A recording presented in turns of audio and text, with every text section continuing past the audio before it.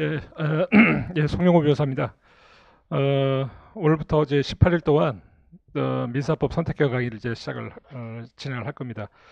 12회 동안 이제 민법을 할 거고요. 6회 동안 이제 민사소법을 할 겁니다. 지금 교재가 선택형 연습 1, 2인데 제가 지금 이 선택형 강의는 이제 처음 하는 겁니다. 제3법만 해도 한 1000페이지 정도가 돼서 대충 이제 보니까 하루에 한 80문제에서 한 100문제 정도는 이제 풀어야 될 겁니다. 앞부분은 뭐 깊은 사례 같은 게 없기 때문에 좀 빨리 끝날 수 있는데 중간중간에 이제 사례형으로 나오는 그 선택형 문제들이 있잖아요. 그런 것들은 이제 시간이 좀 걸릴 거여서 보통 한 100페이지 정도씩 나가야 될 겁니다. 그러면 한 시간 한 25문제 정도. 어, 객관식의 성격상 일단 문제를 거의 다 풀어보는 게 중요해서 시간은 이제 제한돼 있고 그러니까 사례형 같이 어떤 그 법리를 이제 깊게 뭐 정리를 한다 그럴 시간은 아마 없을 것 같고요. 필요한 한도 내에서 총괄적인 정리를 하는데 일단 그 법리를 정리하는 그 교재가 일단 올해 나온 쟁점 민사법 쟁점 노트를 가지고서 좀 진행을 할까 합니다. 이, 이 책이 작년에 이거 파이널 강의 때 나왔던 자료를 토대로 해서 만들어진 책인데요. 올해 저기 사례 연습 투어하고 같이 해서 강의를 지난주까지 했습니다. 보니까 이제 변시 볼 친구들한테 상당히 이제 반응도 좋고 효율적인 정리가 가능하다라고 이제 평가가 나와서 뭐 제가 책 한 권 팔아보겠다고 그런 건 아니고요. 저는 이제 학생들이 이제 교재를 많이 갖고 이제 부담을 갖고 공부하는 것 되게 싫어하거든요.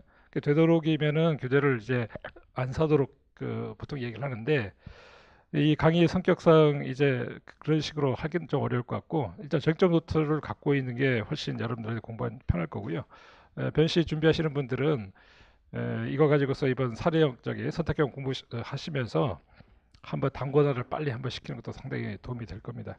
거의 민법은 거의 빠진 게 없고요. 한 이게 페이지 수가 꽤 됩니다. 그래도 요약서라고 하지만은 한 800페이지 이상 넘기 때문에 뭐 기본서의 한 절반 정도 분량으로 좀 줄여놨습니다. 효율적으로 좀 읽어낼 수 있도록 문장 같은 걸 상당히 이제 단문으로 다뒀고 판례 같은 걸 이제 적극적으로 적시하는 방법으로 해서 했으니까 아마 도움이 많이 될 거예요. 그리고 앞으로 제 강의는 이거 강의뿐만 아니라 이제 종합반 강의 사흘부터 진행될 텐데 뭐 기초 강의부터 해서 그 다음에 사례 연수 완, 그 다음에 기록형 그다음에 진도별 파일 강의까지 이 교재를 가지고서 1년 동안 계속 진행을 할 겁니다. 그러면 여러분들이 이 제 강의를 따라온다는 전제 하에서 말씀드리면 파이널 강의 들어가기 전 단계까지 하면 한 이 교재를 한 6번 정도 아마 돌릴 수 있을 겁니다. 그 모의고사 법전협 모의고사를 볼 때도 한번 돌릴 수가 있고 상당히 효율성이 높을 거니까 일단은 사고 좀 저기 따라와 주시면 좋겠습니다. 음, 민소법은 이 저기 노트 가지고서 선택형이 커버되진 않고요. 민법은 거의 커버될 겁니다. 민소법은 그래서 그 선택형 공부하실 때 일단 이 민법은 어떻게 보면 이걸 확인하는 측면에서 문제를 좀 풀어본다는 그런 느낌을 가질 수 있을 거고 민소법은 조금 더 적극적으로 이 선택형 문제에 조금 이 선택형 책에 조금 의존도를 좀 높여야 될 겁니다. 자 그러면은 강의를 이제 진행을 이제 할 텐데 일단은 어, 하루 이틀을 또 진행해 보면서 어떤 방법 같은 거를 이제 수정할 필요가 있으면 수정하고 그런 식으로 좀 진행을 할까 합니다. 초반에는 문제가 좀 어렵지 않아서 좀 빨리 좀 진행을 좀 할 수 있을 것 같습니다. 일단은 진행을 할 거고요. 그리고 이제 중간에 제가 그 18회 동안은 3주 동안이죠. 어, 지금 3월 되면은 이제 변호사들도 일을 이제 해야 돼서 상당히 바쁘거든요. 저녁 강의를 잡은 이유가 여러분들한테 그런 그 저기 일 때문에 이 강의가 끊기는 걸 이제 막기 위해서 사실 저녁 강의를 하는 건데 다음 주 금요일 3월 15일 날은 어쩔 수 없이 하루 제가 비우게 돼서 그날은 이제 휴강을 하고 그다음에 바로 이제 저기 보강을 잡아가지고 선택형 문제는 일단 저도 이제 한번 처음 하는 강의고 그러니까 전부 끝내드리도록 하겠습니다. 그 보강 날짜는 바로 이제 알려드리겠습니다. 그리고 노트를 지금 쟁점 노트를 혹시 좀 안 갖고 있는 분이 몇 분 계신데 지금 내일 정도쯤에 아마 이 저기 학원 측에서도 몇 부 아마 확보를 할 수 있을 것 같고 그 사무실 방에도 몇 건이 있거든요. 그좀 총동원해가지고 저기 불편함이 없도록 좀 진행을 하도록 하겠습니다. 오늘 하루만 조금 저기 교재 없는 분들은 오늘 하루만 그냥 따라와 주시기 바랍니다. 자, 그 강의는 일단은 문제를 차근 읽어 나가면서 그 객관식이 성격이 지문이 계속 이제 반복되는 성격이 있어요. 처음에는 이제 부담이 되겠지만 있다 보면은 반복되는 것들은 빨리 넘어갈 수 있을 것이고 그 다음에 중요하게 이제 총괄 정리를 해야 되는 파트는 쟁점 노트를 이용해 가지고 총괄 정리하는 식 이런 식으로 하도록 하겠습니다. 자, 그러면은 2페이지 선택형 연습 3판 2페이지부터 보도록 하겠습니다. 민법의 법원 부분을 볼게요. 이제까지 그 변시에서는 그 한 번 정도 나왔던 문제인데 객관식에서 좀 나오고 있습니다. 빨리 좀 볼 필요가 봐서 지나가면 되겠습니다. 자, 2012년 10월 모의고사입니다. 특별히 제가 모의고사 이런 것들은 언급을 안 하겠습니다. 자, 민법의 법원에 관한 설명으로 옳지 않은 것은 자, 그 민법 1조의 법률은 성문법 또는 재정법을 의미하고 그 국가 간 조약을 또 포함한다. 예, 이게 맞는 질문이고요. 그러니까 특별 설명은 필요한 것들만 제가 설명을 하면서 좀 들어가겠습니다. 그 다음에 이번 로그는 관습법이 법원으로 인정되기 위해서는 헌법을 최상위로 하는 전체의 법 질서에 반하지 않아야 된다. 이거는 뭐 당연한 거겠습니다. 이거 그 옆에 보시면은 이제 2003년도 전원합작 판결이 나와 있는데 이게 종중에 관한 그 판례고요. 이게 이제 관습법이라는 것이 사회의 법규, 사회의 어떤 그 사람들의 신뢰 이거에 기초한 것들이기 때문에 당연히 헌법의 규범을 넘을 수는 이제 없습니다. 다음 3번 관습법은 그 자체 법원이기 때문에 법원은 당사자의 주장을 기다릴 필요 없이 직권으로 확정 적용해야 된다. 판례의 입장입니다. 상사에 대해서는 관에서도 민법의 규정은 상관습법에 우선한다. 자, 상법 그 7절 1절 보게 되면 상사에 관해서는 상법, 그 다음에 상관습, 그 다음에 민법 이런 순서로 되고 있습니다. 이 지문이 이제 두 번 정도 나온 지문이니까 뭐 어렵지는 않겠습니다. 그 다음에 5번 5항 종중의 목적 본질에 비추어 볼 때 공동 선조와 선거 본을 같이 하는 후손은 성별의 구별 없이 성년이 되면 당연히 구성을 잇는 것이 조리에 합당하다. 전원합작 판결로 나왔던 것들입니다. 특별히 어려운 문제는 없고요. 두 번째 문제를 보겠습니다. 관습법에 관한 설명 중 옳은 것은 1번 관습법은 성문법을 개폐하는 효력이 인정되다. 학설은 다툼이 있는데 판례는 이제 보충석 효력설을 취하고 있습니다. 성문법 개폐 효력이 없습니다. 옆에 보시면 가정의례 준칙 제13조에 어긋나는 관습법의 효력이 없다라고 한 그 사례. 자, 그다음에 두 번째 대법원은 관습법도 헌법재판소의 위헌 법률 심판의 대상이 된다 이렇게 얘기를 하는데 자 이거는 조금 좀 생뚱맞은 부분이 한데 민법에 꼭 이걸 내야 되느냐 일단 헌법재판소는 관습법도 그 위헌 심판 법률 심판 대상이 된다고 하는데 대법원은 그렇지 않다. 그러니까 지문이 대법원은 부정적인 입장을 취하고 있습니다. 그냥 간단히 이거 보시면 되겠습니다. 그다음에 관습법의 존재는 당사자가 증명해야 되는 것이 원칙이다. 자, 이건 직권조사상이다. 아까 그 앞에서 봤던 지문하고 겹치는 지문이죠. 사항을 보면 관습법으로 성립되면 그 후 현재의 사회 구성원들이 관습법에 더 이상 법적 확신을 갖지 못하더라도 관습법의 효력이 유지된다. 앞에서 지문과도 겹치는 거죠. 효력을 이제 상실하게 됩니다. 그 다음에 상관습법은 상법에 대해서 보충적 효력을 가지지만 민법에 대해서는 우선적 효력이 적용된다. 앞에서 봤던 똑같은 문제들이 이제 두 번 반복해서 나오고 있습니다. 그 다음에 신이치 3회 변시 문제인데요. 자, A 회사는 토지 소유자인의 동의 없이 그 토지의 상공에 고압 전선이 통과하도록 하도록 시설을 설치하여 사용하고 있으며 갑은 이러한 사실을 알면서 올로부터 토지를 매수하여 이전 등기를 격려하고 이를 농지로 이용하고 있다. 갑이 토지를 취득한 날로부터 13년이 경과한 시점에 A 회사를 상대로 송전서 철거를 구하고자 한다. 옳지 않은 것은 자 이거는 이제 판례 사안을 그대로 이제 만들어낸 그대로 사실관계로 이제 추출한 것입니다. 첫 번째 송전서 철거를 구하는 것은 소유권에 기한 물권적 청구권 자, 소멸 시효의 대상이 되지 않는다. 뭐 이거는 뭐 기본적인 거고요.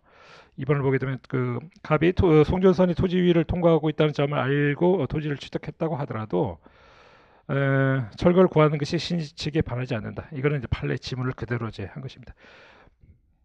자, 이거는 한번 봐도록 하죠. 송전선이 토지 위에 통과한 걸 사실 알면서 매수를 했다 하더라도 철거 청구를 할 수가 있다. 자, 이거 한번 정리해 두겠습니다.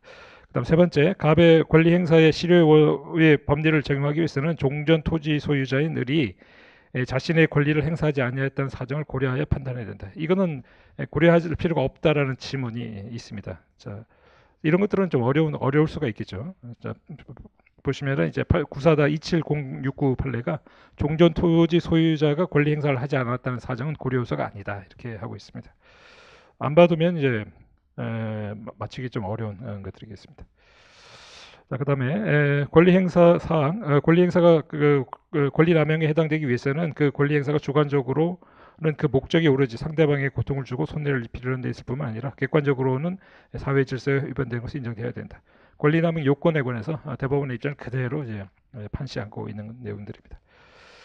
자, 그 해설을 보시면은 이 해설이 방식이 그 선택형 문제가 워낙 많다 보니까 해설도 너무 장황하면은 여러분한테 부담이 될까봐 이 문제가 판결 요지를 그대로 옮겨 놓은 것들이면 판례 번호만 적었고요. 해설이 필요한 것들을 한해서만 이제 해설을 하고 있습니다. 자, 그걸 좀 참고해서 보시기 바랍니다. 자, 5항을 보게 되면 갑이 송전선의 철거를 구하는 소를 제기할 때에 법원은 A 회사의 주장이 없더라도 갑의 청구가 권리 남용에 해당지 여부를 직권으로 볼 수 있다. 자, 이 다섯 번째 5번 지문이 굉장히 여러 번 나온 지문입니다. 그러니까 신의칙 위반 여부는 직권 조사 사항이다 라는 지문이 상당히 여러 번 나온 지문입니다. 자, 대법원의 입장입니다. 자, 크게 뭐 어려운 논점은 아닌데 판례만 좀 알면 이제 되겠습니다. 자, 5페이지에 2번 문제. 자, 신의 성실의 원칙에 관한 판례의 태도로 옳지 않은 것은, 자, 1번 계약 성립 후 현저한 사정 변경이 발생하였고 그러한 사정 변경이 해제권을 취득하는 당사자에게 책임 없는 사유로 생긴 것으로서 계약 내용대로의 구속을 인정한다면 신식의 현재에 반하는 결과가 생기는 경우에 사정 변경으로 인한 계약 해제가 인정되는데 여기에 사정은 계약의 기초가 되는 객관적 사정만을 의미하는 것이다. 자, 이 지문은 이제 대법원의 입장을 이제 사정 변경에 의해서 계약 해제를 인정할 수 있다라고 하는 것이 대법원의 입장인데 이 판례 이 지문은 계약 해제편에서도 그렇고요. 여러 번 나온 질문입니다. 반복해서 이제 받을 필요가 있습니다. 뒤에서 계약 해제편에서도 이 지문이 그대로 한번 나올 겁니다. 그 다음에 인지 청구권을 장기간 행사하지 않아서 더 이상 권리를 행사하지 않을 것이라고 신뢰할 만한 정당한 기대를 상대방이 가졌게 되었다 하더라도 그 후에 재산 상독을 목적으로 행하여진 인지 청구권 행사가 신칙에 반하는 것은 아니다. 이것도 이제 판결 요지를 판례를 봐두지 않으면 좀 애매할 수도 있겠습니다. 인지 청구권이라고 하는 것은 혼외자죠. 혼외자의 그 결혼을 하지 않은 당사자 사이에서 그 태어난 애를 혼외자라 그러는데 그 모자 관계는 출산에 의해서 당연히 인정되지만 그 아버지와 자식 간의 관계는 생물적인 아버지만 있고 법률상의 아버지는 없게 됩니다. 그래서 이제 그런 상황에서 법률상 아버지가 있으려면 인지라고 하는 절차를 꼭 밟아야 되거든요. 인지를 이제 그래서 이제 아버지가 저기 혼외자에 대해서 내 자식이다 인정하는 걸 인지라 그러는데 자식 쪽에서 아버지가 이제 그렇게 인지를 안 하면 인지를 해달라. 그래서 인지 청구권을 행사할 수 있게 됩니다. 그래서 이 인지 청구권에 관해서 인지를 이제 청구하는 그 이유 중에 가장 그 실질적인 목적적 그 동기 중에 하나가 상속을 받으려고 이제 부탁하는 것이죠. 혼외자라고 하게 되면 아버지와의 관계는 부자 관계가 아니기 때문에 인지를 꼭 받아야만 그 저기 자식이 될 수 있습니다. 그래서 이제 상속을 받으려고 인지 청구권을 행사하는 경우가 되게 많다는 것이죠. 그래서 이제 인지 청구권 행사하지 않다가 그 아버지가 또 죽어가지고 아마 재산이 이제 많은 상태다. 그래서 이제 상속인으로서 재산을 받기 위해 가지고 나중에 인지 청구를 하는 거 이거는 괜찮다고 하는 것입니다. 뭐 이거는 뭐 당연한 거 아니겠습니까? 뭐 그 상속 재산이 많으면 빨리 인지해달라고 청구하는 건 당연한 인지상정이죠, 그냥. 누구나 다 그럴 겁니다, 그는. 자, 그럼 그다음에 3번. 총 2천만 원의 매매 대금 중 미지급금이 10만 원에 불과해서 미지급금에 대해서 매수인이 월 2% 이천이자를 지급하기로 약속한 경우에 이와 같은 미지급금이 있다는 사정을 들어서 매도인의 이행지체를 이유로 해지하는 것은 시책에 위배될 여지가 높다.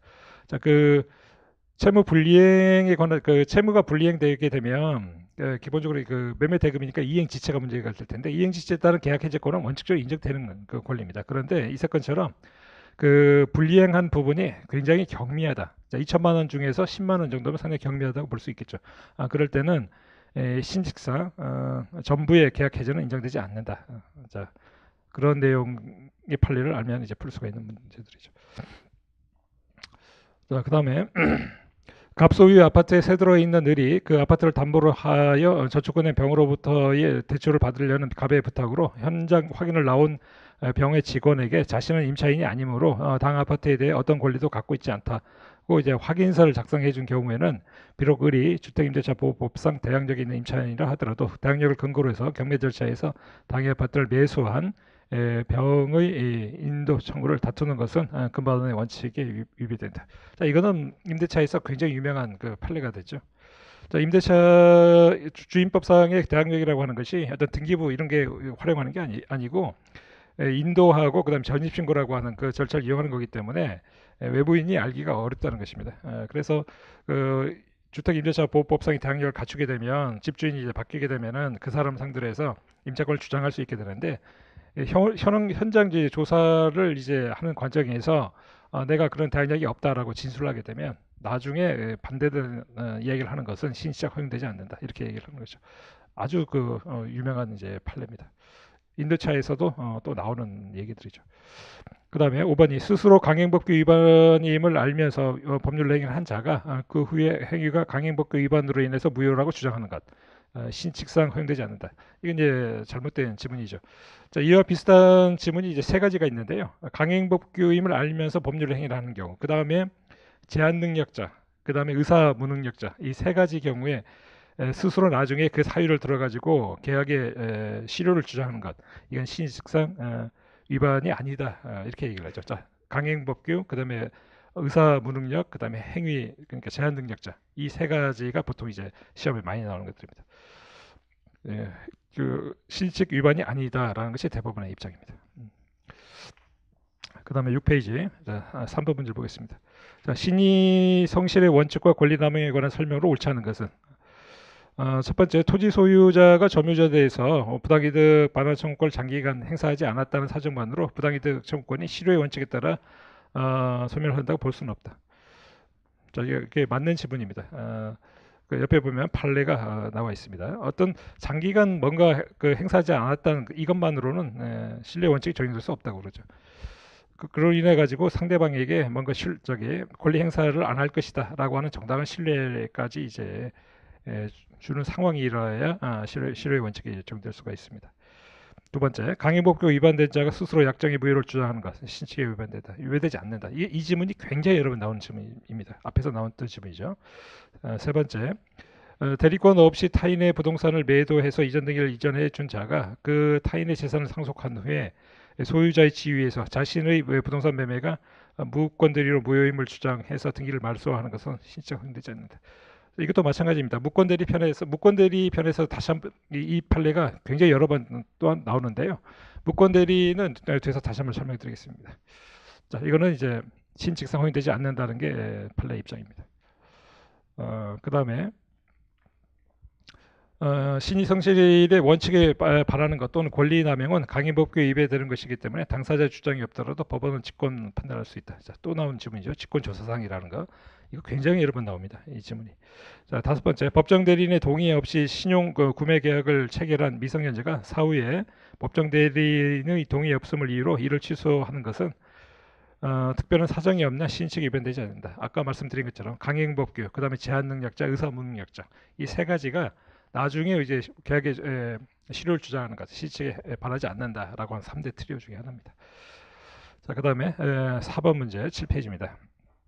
자, 신의 성실 및 권리남용 금지 원칙에 관한 설명을 옳지 않은 것은 자, 첫 번째 문제가 이게 상당히 이제 문제가 되는 부분이죠. 그 통상임금에 관한 부분인데 제가 그 근로기준법 내용을 제가 잘 몰라서 일단은 그 당시에 나왔던 판례의 문제인데요. 일단은 노사공이 정기 상여금은 통상임금에 속하지 않는다고 의의를 해서 이를 통상임금에서 제외하기로 약정한 후에 근로자 측이 그러한 약정의 무효를 이유로 해서 추가 법정 수당을 추구하는 것은 신식에 반하지 않는다. 이렇게 얘기를 하고 있는데 이거는 옆에 해설이 나와 있는 것처럼 2013년도 12월 18일자 그 전원합체 판결에서 나온 내용입니다. 그래서 신체에 반하지 않는데 예외적으로 해서 이제 두 가지 경우가 이제 나와 있습니다. 근데 이 부분은 최근에 판례 입장이 조금 이제 엄격하게 신책 위반이라고 하는 것을 이제 엄격하게 제한하는 쪽으로 아마 그 법리가 좀 형성되는 것 같습니다. 그 판례 보시면 두 가지 경우에 신칙에 그 위반될 수도 있다라고 하는 걸 이제 제시를 하고 있는데 뭐 경영상의 어려움 같은 걸 들어가지고 저 신칙에 위반된다라고 하는 주장은 이제 상당히 이제 제한적으로만 이제 받아들여지는 것 같습니다. 두 번째, 신의칙에 반한지 여부는 법원이 직권으로 판단할 수 있다. 또 나온 질문이고요. 맞는 질문입니다. 그 다음에 세 번째, 경계를 침범해서 건축된 건물의 소유자에게 토지 소유자가 철거를 구하는 것이 권리 남용이 되는 그 경우에 건물 소유자에 대해서 임료상당의 부당이득 반환 청구권도 행사할 수 없다. 이거는 뭐 당연히 아니겠습니다.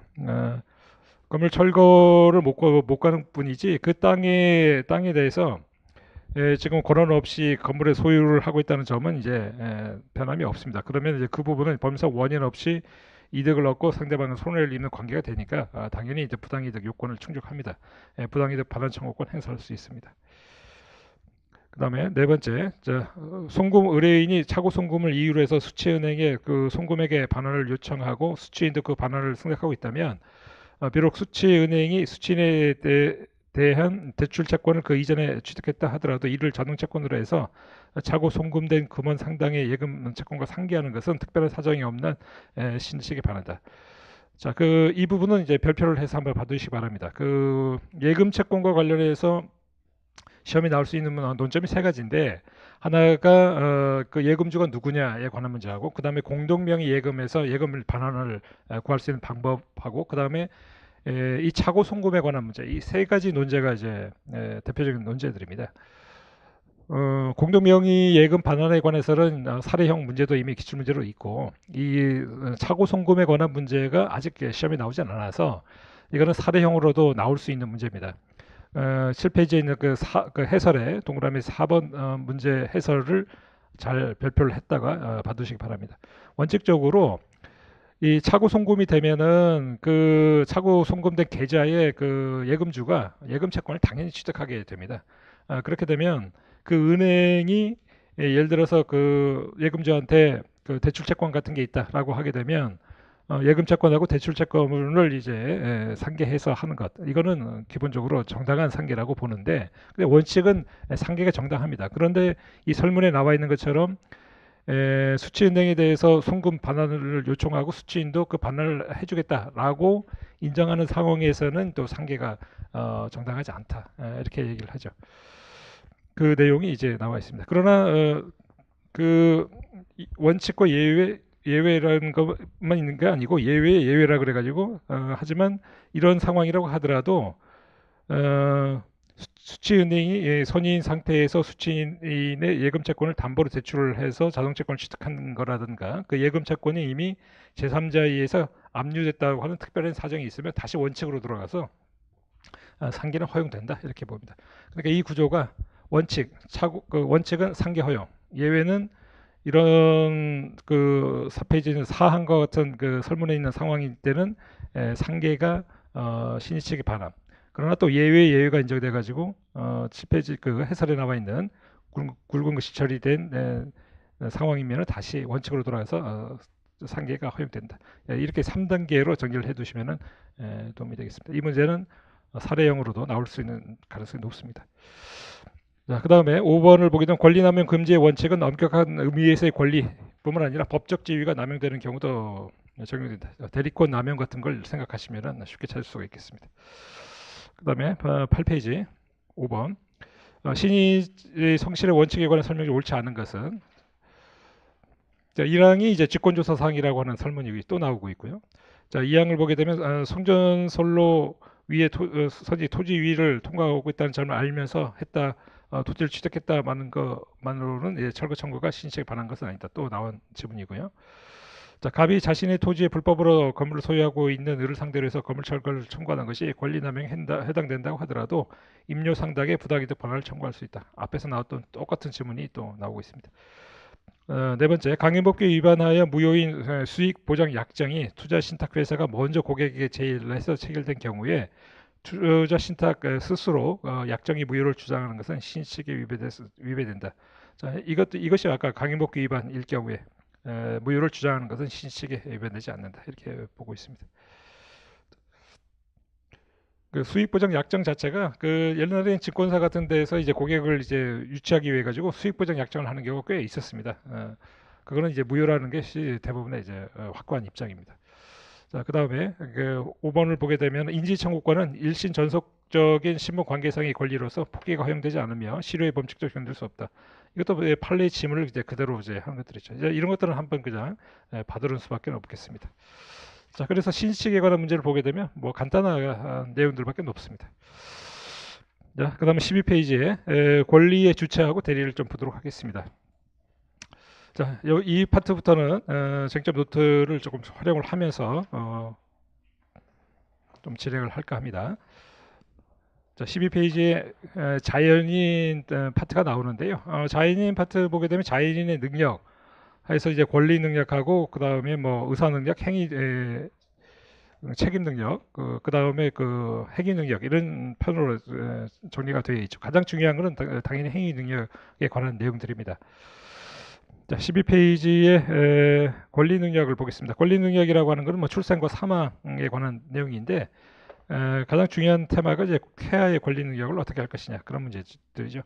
자, 이 부분은 노트에 보시면 2페이지에 태아의 권리 능력이라 그래가지고 반 페이지로 정리가 되어 있고요. 자, 빠른 속도로 여러분들이 한번 이제 훑어보시면 되겠습니다. 자, 권리 능력이 예외적 개별적인 그 규정이 있는 경우에 그 권리 능력이 인정되는 것으로 되어 있는데, 자, 그 불법 행위로는 손해배상 청구권 760이죠. 그 다음에 상속 능력에 관한 천조제 사망, 그 다음에 유증에 관한 것이 이제 1064조 이 세 가지가 명문의 규정이 있고요.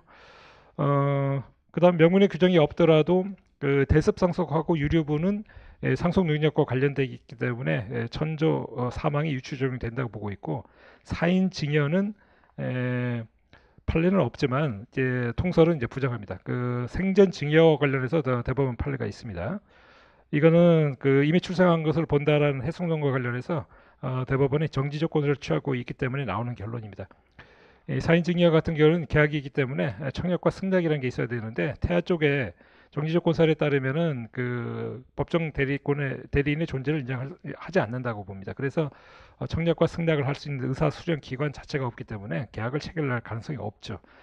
그런 이유 때문에 이제 사인증여 같은 생전증여 예, 효력이 없다 이렇게 인정을 한 사실이 있습니다.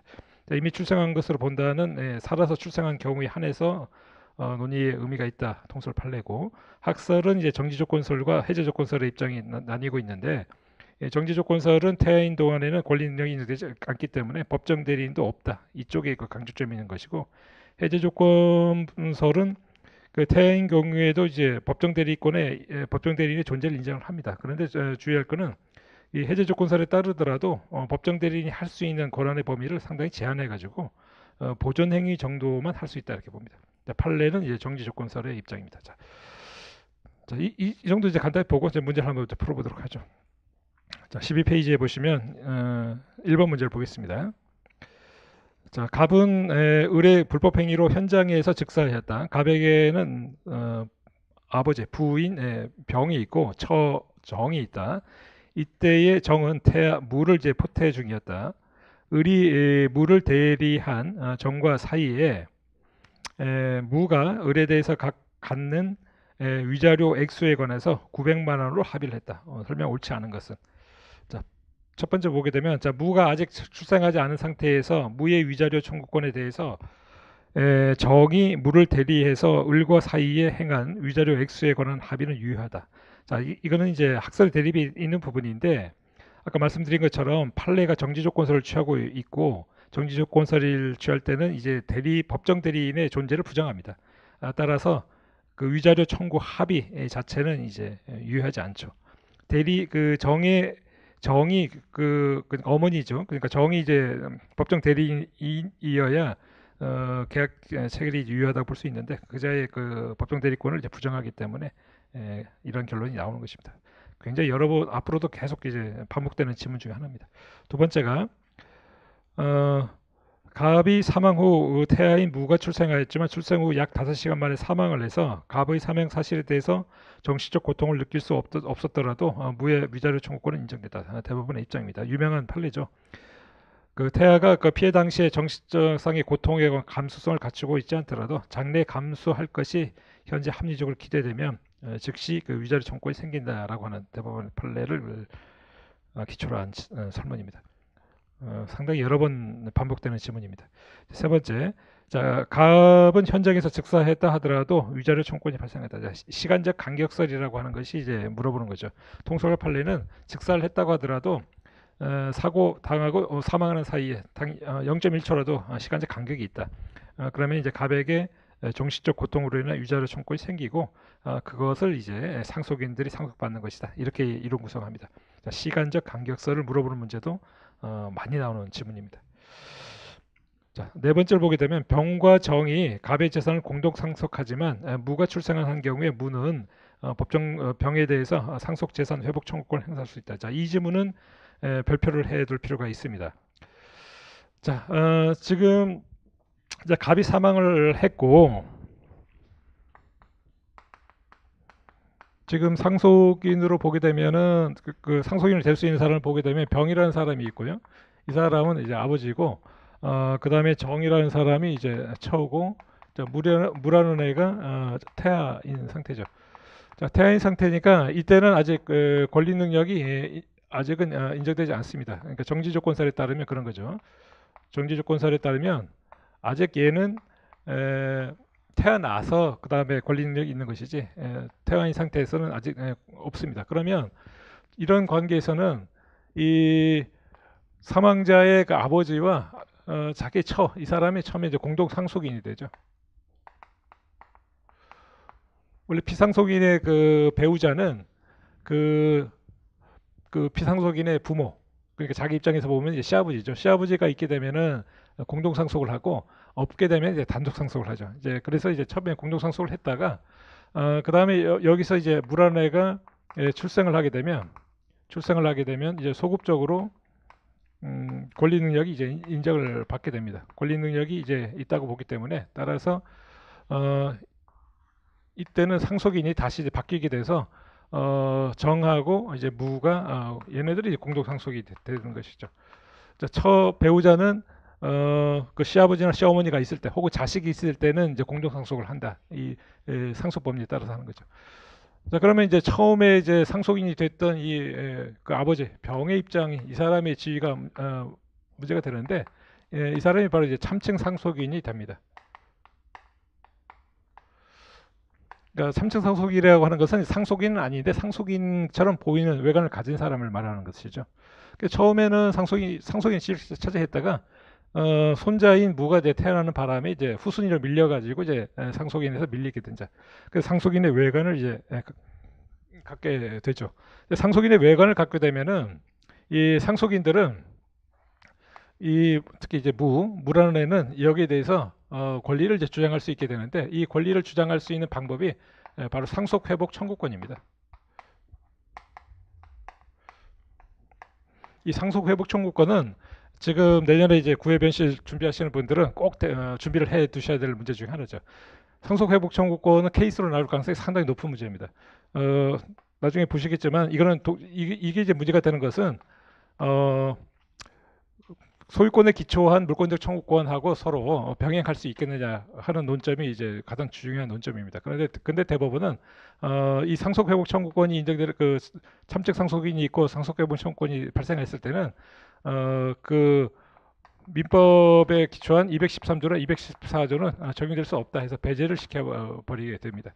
그래서 이 3층 상속인과 관련돼서는 그 권리 외관을 없애는 방법은 상속 회복 청구권밖에 없다 이렇게 얘기를 합니다. 자, 상속 회복 청구권이 갖고 있는 가장 큰 특징은 뭐냐면 제척 기간에 걸린다는 것이 가장 큰 특징입니다. 제척 기간에 걸린다. 그래서 이 케이스를 낼 때도 상속 회복 청구권이라는 문제가 나오면 이 제척 기간에 걸린다라는 논점이 이제 가장 중요한 논점이 됩니다. 그래서 이 참칭 상속인에 해당되게 되면 상속 회복 청구권이 생기고 따라서 이 제척 기간의 제한을 받는다. 이게 논의의 핵심입니다. 그러니까 이 그 진정한 상속인 입장에서 보게 되면 이그 제3자가 참칭 상속인이 아니다라고 하는 쪽이 훨씬 낫습니다. 그렇게 되면 213조와 214조에 기초해 가지고 언제든지 시간의 제한이 없이 그 권리의 외관을 없앨 수가 있게 되는데 참칭 상속인이다라고 얘기를 하는 순간 이 상속 회복 청구권이라는 권리만 행사할 수 있고 제척 기간이라고 하는 시간의 제한, 이 구속을 받는 것이 돼서 이 상속 회복 청구권이라고 인정되면 오히려 상속인에게 불리한 현상이 발생을 하게 돼요. 많은 학생들이 어떤 권리가 주어진다고 하게 되면 유리하다고 생각을 하는데 거의 민사에서 어떤 권리가 주어졌는데 불리하다고 그 설명이 되는 거의 유일한 예외가 이 상속 회복 청구권에 관한 문제가 그렇게 되는 거죠. 그래서 참증 상속인이 아니다라고 하는 것이 진정 상속인한테는 이제 유리한 셈이 되는 거죠. 제척 기간의 권리에 걸린다. 이것이 논점이다. 나중에 한번 그 가족법 시간에 한번 설명을 드릴 기회가 있을 겁니다. 일단 케이스로는 상당히 유력한 문제입니다. 그래서 이제 그 무입장에서 보면 친할아버지가 되죠. 참증 상속인에 해당돼서 상속 회복 청구권의 대상이 되고 999조의 문제가 되는 것입니다. 자, 그 다음에 다섯 번째 질문을 보게 되면 갑은 생전에 태아인 무에게 증여를 할 수가 없다. 증여 아까 우리가 생전 증여에 관한 그 판례를 봤지만 정지조건서에 따르면 법정 대리인이 존재를 인정할 수 없기 때문에 계약 체결할 수 없습니다. 이제 맞는 질문에 해당됩니다. 자, 그 다음에 13페이지 두 번째 문제를 보도록 하겠습니다. 태아에 관한 다음 설명 중에서 옳은 것과 옳지 않은 것을 조합한 것을 골라봐라. 자, 기억. 자, 태아의 모가 태아를 대리해서 수중받기로 합의한 경우에 태아가 살아서 출생한 경우에는 증여 계약상의 권리를 취득한다. 계속 나오죠. 같은 질문이 계속 나오죠. 생전 증여는 관련해서 정지조건서를 취하고 있기 때문에 계약이 체결할 수가 없습니다. 따라서 틀린 질문이 되죠. 자, 태아는 인지를 받을 수 있다. 자, 아버지 아까 말씀드렸지만 혼인 외에 자가 생기면 법률상인 아버지 관계는 인지라고 하는 절차를 안 밟으면 생겨날 수가 없습니다. 그래서 이제 아버지가 혼인 외 자에 대해서 내 자식이다 인정하는 것을 이제 인지라고 그러는데 포태 중인 자에 대해서도 인지를 할 수가 있습니다. 자, 법조문을 물어보는 문제입니다. 858조. 디귿. 자, 갑이 태아인 상태에서 갑의 그 부을이 타인의 불법 행위로 중한 장애를 입은 경우에 살아서 출생한 갑은 부의 장애로 인한 자신의 정신적 손해에 대한 배상 청구를 할 수가 있다. 계속 나오죠.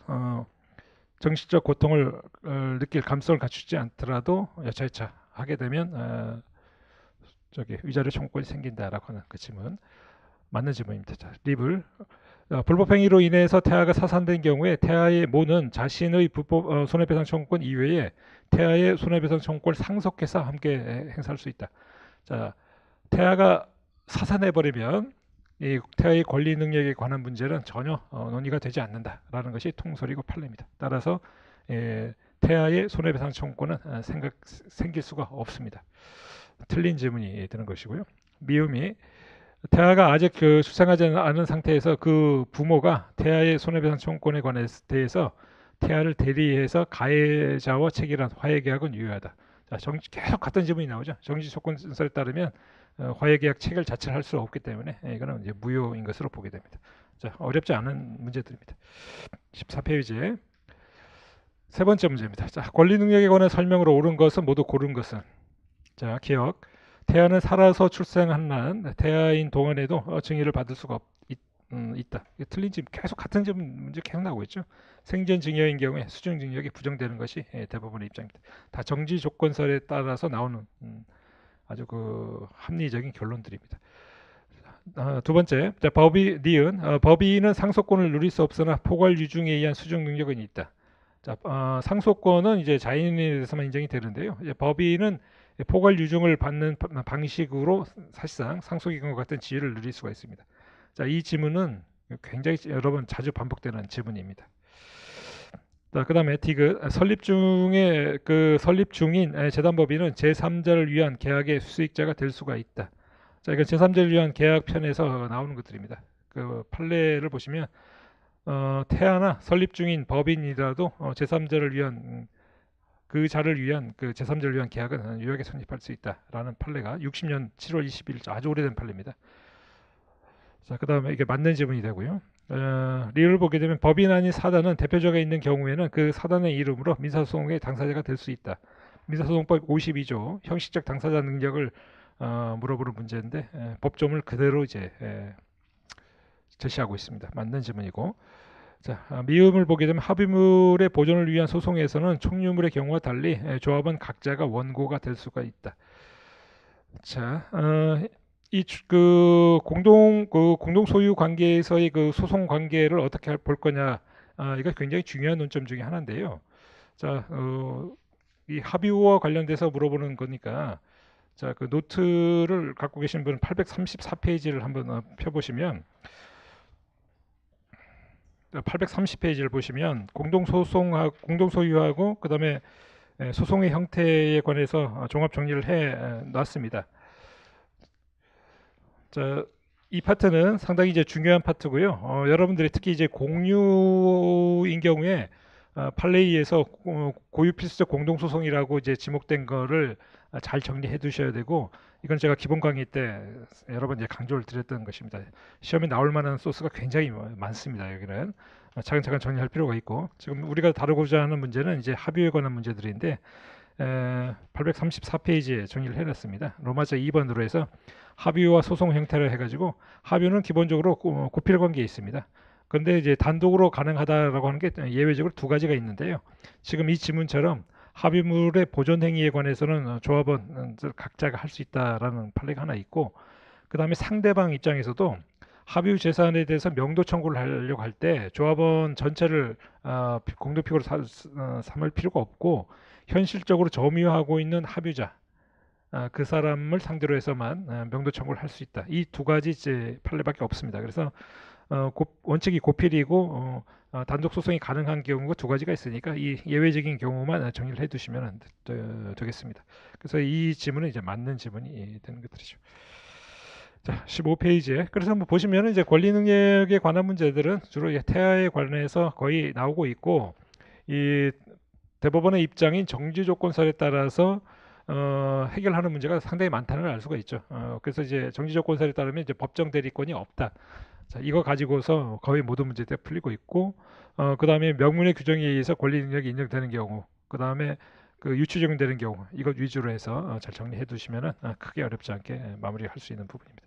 이 태아의 권리 능력은 뭐 사례에서 나온다고 하더라도 논점으로 나오면 한 5점이나 10점 정도 아주 간단하게 나올 수밖에 없습니다. 크게 뭐 신경 쓸 필요 없는 논점이고요. 자, 15페이지에 자, 이관을 보겠습니다. 자인의 의사 능력하고 책임 능력 거의 뭐 중요하지 않은 파트 중에 하나입니다. 자, 그 15페이지에 있는 4번 문제로 나와 있는 이거 하나만 봐두시면 되는데, 이거는 판례사를 그대로 만들어 놓은 것입니다. 자, 이런 것들은 그 사례로 내기에도 적합한 한 10점짜리로 내면 딱 적절한 것들입니다. 그대로 이제 여러분들이 봐두시면 되는데, 그 한번 읽어보면, 저 지능 지수가 낮아가지고 6세 정도의 사회 연령을 가진 갑이 친구 의뢰 부탁을 받아가지고 직접 병금융기관을 방문해서 5천만 원을 대출받으면서 이행을 담보하기 위해서 갑 소유 부동산의 병 명의의 근저당권을 설정하였다. 그리고 이와 같이 대출받은 5천만 원을 다시 의뢰에게 빌려줬다.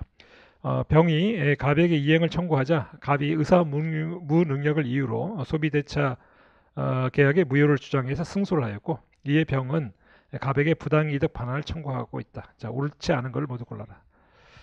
자, 첫 번째 질문 기억을 보게 되면, 자, 갑은 병에 대해서 선의 악의를 불문하고 현존 이익 범위 내에서만 부당이득 반환 청구를 할 수 있다.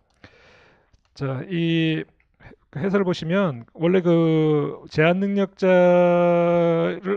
이유로 해서 계약을 취소하게 되면 부당이득 반환과 관련해서 141조 단서에서 현존하는 이익 한도 내에서만 반환을 하면 된다. 이런 특칙을 마련하고 있는데요. 대법원이 의사 무능력을 이유로 해서 계약 무효가 됐을 때도 이 141조가 유추 적용될 수 있다. 이런 입장입니다. 그래서 이제 맞는 질문이 되는 것이죠. 자, 니은을 보게 되면 자, 병이 갑에게 부당이득의 반환을 청구하는 경우에 갑에게 이익의 현존함은 병이 이제 증명을 해야 된다. 자, 이제 금전상의 이득일 때 지출 절약의 법리라고 그래가지고 이거는 이제 현존하는 것이 추정이 됩니다. 따라서 상대방 즉 부당이득 반환을 거부하는 사람 쪽에서 이게 현존하고 있지 않다 이런 걸 이제 입증을 해야 되죠. 그래서 의사 무능력자 쪽에서 증명 책임을 지는 것이 기본적인 원칙입니다. 자, 이것이 지출 절약의 법리라고 하는 것들이죠. 그러니까 이게 무슨 말이냐면 돈 같은 게 이제 오게 되면 그 받은 돈을 이제 자기가 썼다고 하더라도 그 돈을 씀으로써 네가 갖고 있는 돈이 이제 절약이 된 것이다. 이렇게 얘기를 하는 것입니다. 따라서 금전사항의 이득 같은 경우에는 받은 돈을 썼다고 해서 그게 이익의 현존성이 없어졌다 주장할 수 없다 이렇게 얘기를 하는 것들이죠. 그다음에 디귿을 보게 되면 자, 병은 가압에 대한 부당이득 반환의 명목으로 가압이 의뢰에 대한 대여금 채권의 양도를 청구할 수는 없다. 자, 이게 이제 틀린 질문이죠. 이게 이 사안에서 이제 중요한 사례가 바로 이것인데 이 사안을 보시면은 그 의사 무능력자에 해당되는 이제 갑이 자기가 돈을 빌린 다음에 그 돈을 친구 을에게 이제 빌려줬습니다. 자, 의사 무능력 이유로 해서 계약이 실효됐을 때 그러면 갑이 이제 금융기관 병에게 돌려줄 것 뭐냐 했더니 대출받은 5천만 원 이게 아니고 을에 대해서 갖고 있는 지명채권 이것이 이제 부당이득이라고 보는 거죠. 그래서 이제 부당이득을 돌려줄 대상은 그 지명채권 자체라고 봅니다. 그래서 대여금 채권의 양도 이거를 청구할 수가 있다 이렇게 봅니다. 채권 양도의 청구가 대상입니다. 이게 이제 사례로 내면 이런 것들이 이제 중요할 것입니다. 자, 그다음에 리을 병의 저당권 등기 말소와 갑의 부당이득 반환 의무는 서로 동시행 관계가 있다. 자, 지금 이 사건에서 보시면 이제 갑이라는 애가 자기가 돈을 빌리면서 자기가 갖고 있는 부동산에 대해서 병명의 저당권을 설정했습니다. 지금 그 금전소비대차 계약이 의사무능력을 이유해서 이제 무효라고 주장을 했기 때문에 그게 이제 받아들여졌습니다. 그러면 피담보 채권이 이제 실효된 무효인 거기 때문에 병명의 저당권은 말소 대상이 됩니다. 그러면 이제 갑측에서 병을 상대로 해서 저당권 말소해라 이렇게 청구를 할 때에 병 입장에서는 네가 갖고 있는 그 나한테 돌려줄 그 부당이득을 돌려줄 때까지 같이 돌려받은 것 상환으로 내가 저당권 말소해주겠다 이렇게 주장할 수 있다 이렇게 대법이 보는 거죠. 그러면 지명채권 양도와 상환으로 내가 저당권을 말소해주겠다 이렇게 얘기를 할 수 있다는 것이죠. 동시행 관계가 있다고 보는 것은 이제 대법원에 있죠. 맞는 질문이 되겠습니다. 자, 이 15페이지의 4번 문제는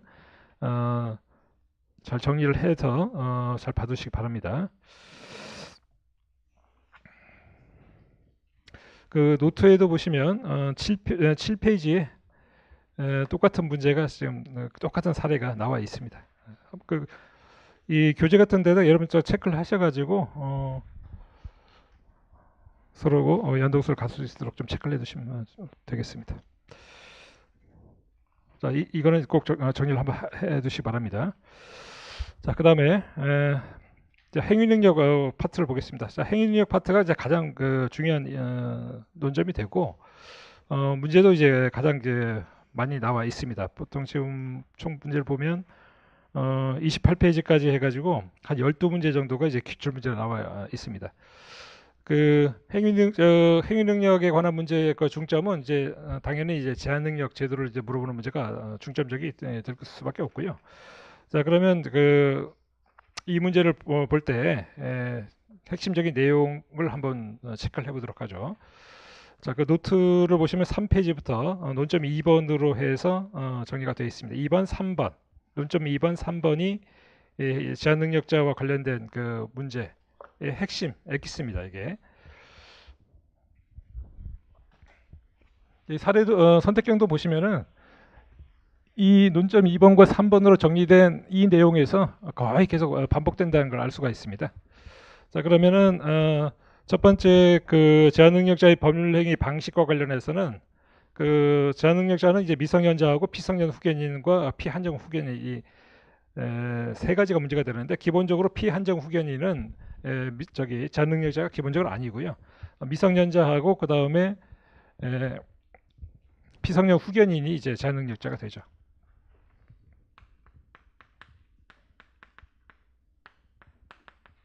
피성년 후견인.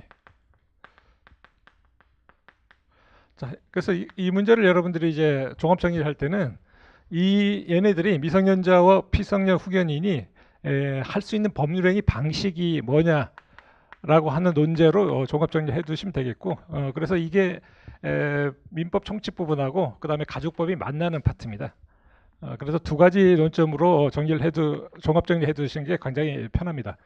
그래서 이제 법정 대리인의 대리 방식으로 하는 그 내용 하나 하고, 그 다음에 자기가 스스로 법률 행위를 하는 경우, 이 두 가지로 이제 나눠서 정리를 해두는 것이 좋습니다.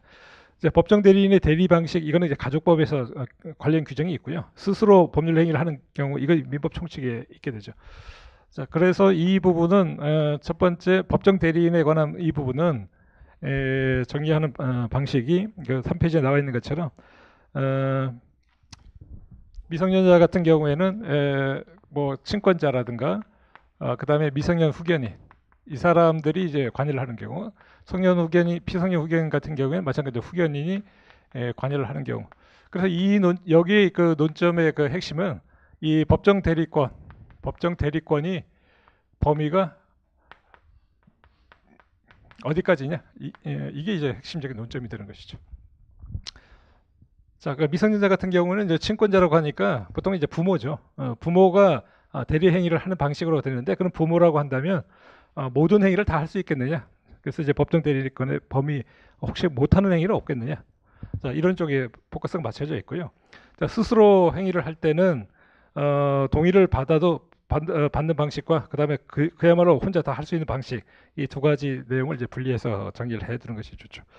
그래서 그 노트 3페이지에 나와 있는 것들이 이제 표로 정리된 게 왼쪽에 나와 있는데, 자, 미성년자 같은 경우에는 이제 친권자나 미성년 후견인의 대리 방식이 있고, 자, 미성년자 스스로 법률 행위를 할 수 있는 그 법정에 다 나와 있습니다. 원칙적으로는 법정 대리인의 동의를 받아야만 혼자 할 수가 있습니다. 만약에 동의를 받지 않으면 이제 취소의 대상이 되고요. 그러나 아주 예외적인 경우에는 법정 대리인의 동의가 없더라도 혼자 단독으로 유효한 법률 행위를 할 수가 있는데, 이건 암기해 두시면 좋겠습니다. 자, 단순히 권리만을 얻거나 의무만을 면하는 행위. 그래서 5조 1항 단서. 처분을 허락받은 재산의 처분 행위. 6조. 이른바 용돈 조항이라고 하는 거. 그다음 허락받은 영업 행위. 자, 민법 8조 이제 1항. 무한 책임 사원 자격에서 행해지는 것. 상법 7조. 그다음에 임금 청구. 근로기준법 68조. 이 정도가 있습니다. 암기해 두는 게 좋겠습니다. 자, 그다음에 피성년 후견인은 마찬가지로 성년 후견인의 대리 방식이 하나 있을 것이고, 자, 자기가 스스로 하는 법률 행위와 관련해서는 원칙적으로는 자, 그 피성년 후견인은 법정 대리인의 동의를 얻더라도 혼자 행위를 못 합니다. 그래서 취소가 되죠. 10조 1항의 문제고, 예외적으로 혼자 할 수 있는 행위가 이제 신설이 돼 있는데, 그 전에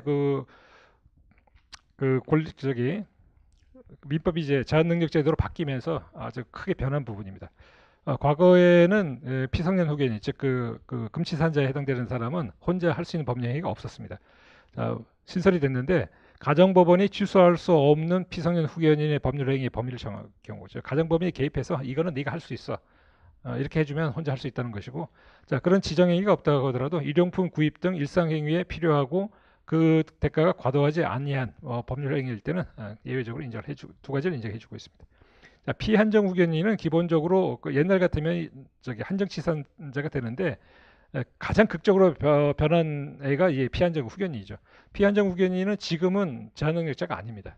그러면 지금은 원칙적으로는 이제 행위 능력자가 되는 것인데, 예외적인 경우에만 이제 제한능력자가 되는 것이죠. 자, 그런 예외적인 경우에 뭐냐? 가정법원이 한정 후견인으로부터 동의를 받아라라고 할 때, 그럴 때만 그 행위에 대해서만 이제 제한능력자가 되는 것이죠. 그래서 동의를 받는 방식으로 꼭 해야 된다. 이런 제한밖에는 없습니다. 그래서 이거는 이제 전체적으로 목차를 그냥 구조를 이제 외워서 저런 법정 대리인의 대리 방식과 스스로 할 수 있는 행위 해가지고 어, 미성년자와 그 피성년 후견인을 법조문대로 이제 나열을 해서 정리하는 게 가장 중요하고, 그다음 4페이지 보시면은 이제 아까 설명드린 대로 그럼 법정 대리인은 마음대로 모든 행위를 할 수 있겠느냐? 못하는 행위도 있다. 그래서 친권자가 못하는 행위가 이제 세 가지가 있습니다. 4페이지에 나와 있죠. 예외라고 그래가지고 다 이런 것들은 이제 가족법편에 법조문이 나와 있는데요. 한번 읽어보면 친권자가 자의 행위를 목적으로 하는 채무를 부담할 때는 본인의 동의를 얻어야 됩니다. 그 다음에 친권자와 그 이해상반 행위, 이해상반 행위를 할 때는 특별 대리인을 선임을 해서 그 특별 대리인이 문제가 되는 특정 행위에 대해서 그 미성년자를 이제 대리하도록 되어 있고요. 그 다음에 제3자가 무상으로 자에게 그 재산을 수여할 때 그 제3자가 친권자의 관리를 이제 배제시키는 의사표시를 했을 때는 관리도 못하고 그에 따른 대리권도 행사를 못한다. 세 가지를 못한다고 되어 있고, 그 다음에 이제 미성년 후견인은 당연히 친권자가 못하는 세 가지에다가 또 한 가지를 못합니다. 그래서 이제 네 가지를 못하게 되는데 못하게 되는 추가되는 게 바로 저 민법 950조 제1항 제 1호부터 6호. 자, 이거는 여러분들이 암기를 해야 되죠. 자, 950조 1항 1호부터 6호는 여러분들이 암기를 해 굉장히 중요한 조문이고요. 법정을 보시면은 그 해당되는 행위를 할 때 동의를 하거나 아니면 자기가 스스로 대리를 행할 때는 후견 감독인의 동의를 받도록 하는 조문이 그렇습니다. 자, 이거는 의금부 상형소라고 제가 두 문자 따는 게 한 10개 정도 되는데 그 중에 하나죠. 1호부터 6호까지 내용들을 꼭 봐둬야 되고, 그 중에 하나가 이제 5호 사유 중에 소송행위가 들어가 있는데 수송적 소송행위는 민사소송법 56조 제1항 특칙이 있어가지고 이건 동의가 필요 없다. 자, 영업에 관한 행위, 금전을 빌리는 행위, 의무만을 부담하는 행위, 부동산 또는 중요한 재산에 관한 권리 득실 변경을 목적으로 하는 행위, 소송행위, 자, 능동적 소송행위, 그 다음에 상속의 승인, 한정 승인, 포기, 상속재산 분할에 관한 협의. 자, 이거는 후견 감독인의 동의를 받도록 되어 있어요. 자, 성년 후견인은 미성년 후견인이 못하는 네 가지에다가 플러스 알파해서 5가지를 못하게 되는데, 추가되는 내용이 그 가정법원이 성년 후견인을 선임하면서 네가 어떤 그 권한에 대해서 제한하는 어떤 그 처분을 할 수가 있습니다. 그래서 이제 하나 더 못하게 되죠. 크게 중요한 조문은 아닙니다. 그 다음에 한정 후견인은 기본적으로 피한정 후견인 자체가 그 제한 능력자가 아니기 때문에 법정 대리권을 갖지 못합니다. 기본적으로 한정 후견인은 기본적으로 법정 대리인이 아닙니다. 그러니까 피한정 후견인에 관해서 그 후견 개시 심판을 하게 되면 한정 후견인을 선임은 해야 되는데 선임을 했다고 해서 그 후견인이 피한정 후견인의 법정 대리인이 되는 건 아니에요. 왜냐? 피한정 후견인이 자체가 기본적으로 제한 능력자가 아니기 때문에 법정 대리권을 줄 필요가 없는 거죠. 그런데 예외적으로 그 동의를 받도록 하는 정도의 그 법원의 심판이 있게 되면 그럴 때는 그 한정 후견인에 대해서 대리권 수여의 심판을 이제 하게 되고 그게 연결이 돼서 아주 제한적으로만 법정 대리인이 될 수가 있습니다. 자, 그런 내용들이 이제 전체적인 흐름들이죠. 그다음에 이제 5페이지 논점 3을 보시면은 그 제한 능력자를 이유로 해서 계약을 이제 취소하게 되는 것에 관한 문제들인데, 이 논제의 그 가장 핵심적인 건 뭐냐면 그 상대방을 보호하기 위한 그 보호책이 뭐냐. 자, 여기에 그 중점이 있어가지고 법조문을 확인하는 것입니다. 그래서 이제 15조, 16조, 17조가 연달아 따라오게 됩니다. 법조문만 잘 보시면 되는데 이게 이제 제한 능력 이유로 해서 이제 계약을 취소할 수 있다 보니까 네가 이 계약을 취소할 거냐 말 거냐 빨리 너의 포지션을 취해라 해서 이제 최고할 수 있는 권리에 관해서 15조. 그 15조 1항, 2항, 3항의 내용을 꼭 받으시고요. 특히 뭐 일정한 기간을 정해서 추인 여부를 이제 확답해달라라고 촉구를 했는데 확답을 발송하지 않으면 추인하는 것으로 본다라고 하는 그 1항 내용. 그 다음에 철회 거절권에 관한 16조. 이거는 이제 그 상대방 입장에서 그냥 이 계약 관계에서 빠져나가려고 하는 것이죠. 16조의 조항도 있고. 그다음에 이제 17조에서 이른바 사술이라고요. 속임수를 썼을 때에 취소권을 배제할 수 있는 조항들이 이제 있습니다. 15, 16, 17조. 17조가 보시면은 1항이 제한 능력자가 속임수로 자기를 능력자로 믿게 한 경우에는 행위를 취소할 수 있다. 2항이 미성년자나 피해 한정 후견인이 속임수로서 법정 대리인의 동의가 있는 것으로 믿게 한 때는 제1항과 같다 해가지고 1항인 경우에는 제한 능력자 전원이 포섭이 돼 있는데 2항인 경우에는 피성년 후견인이 빠진다는 것이 이 조문의 특징이 되죠. 그 다음에 아까 설명드린 것처럼 그 141조가 있는데 이거는 이제 제한 능력자를 보호하기 위한 것인데 반환 의무의 범위와 관련해서 그 제한 능력자의 악의 선의를 불문하고 현존 이익 한도 내에서만 반환을 하면 된다. 그래서 이 부당이득에 관해서는 748조 1항 2항에서 선의 악의를 나눠 가지고 부당이득 반환 범위를 정하고 있는데 이 141조가 748조 2항의 악의 수익자의 반환 범위에 관한 규정을 특칙을 배제해버리는 특징이 있는 것이죠.